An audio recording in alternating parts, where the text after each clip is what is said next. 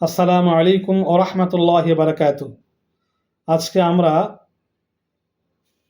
সন্দেহ, সংশয়, কথা বা কাজ থেকে দূরে থাকার ব্যাপারে একটা হাদিস শুনব।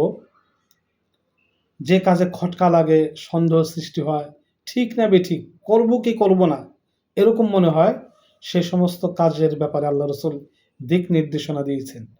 ক্বালা নবিয়্যু সাল্লাল্লাহু আলাইহি সাল্লাম, দা মা ইউরিবুকা ইলা মা লা ইউরিবুক ওয়া ইন্নাস সিদকা তুমাআনিনাহ ওয়াল কিযবা রিবাহ।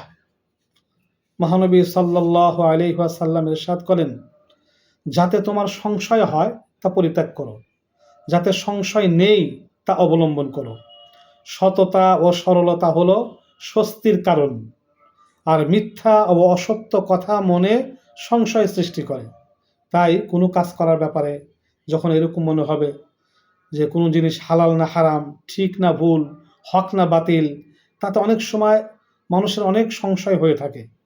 কোনো কোনো দিক দিয়ে তা ঠিক মনে হয়, আবার কোনো কোনো দিক দিয়ে তা বেঠিক মনে হয়।